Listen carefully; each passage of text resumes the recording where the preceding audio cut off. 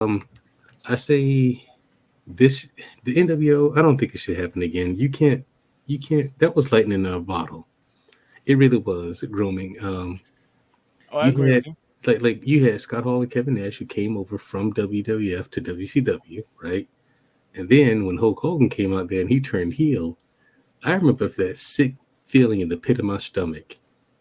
I remember feeling that when Hulk Hogan would heel, and then loving him as a bad guy. Eh, You see can't what redo Kevin that. will do for you. You can't redo that. I loved him as a bad guy. Hollywood Hulk Hogan. Stop playing, dude. Oh yeah, it Fantastic. was sick. It was sick. I'm like, Fantastic. It was fantastic. But I hated it when he turned heel. When he first turned heel, I was heartbroken. But loved him. He was hilarious. He'd come out each week, talk shit. He talk shit, talk shit. But then night he have a match for the main event, but then he'd win the match, so you couldn't shut his mouth up. It was hilarious. And he meant just say that. How you gonna equate that again? Remember, there's a factor to why it was so iconic. To do it again to 2.0, it kind of like, Yeah, there was you know because when there it was a what competition between WWF and WCW.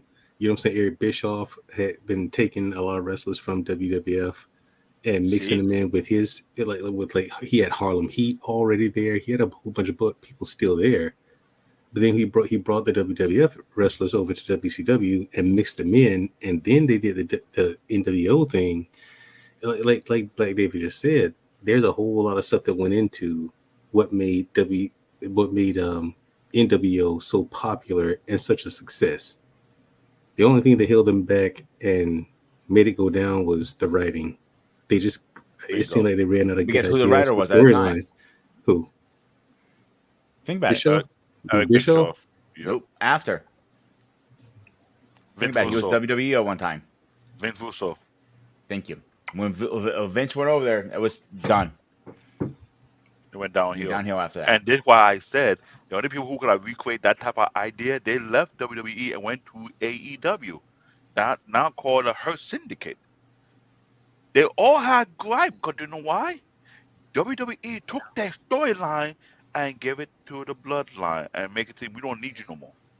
So they have authentic gripe. They say, you know what?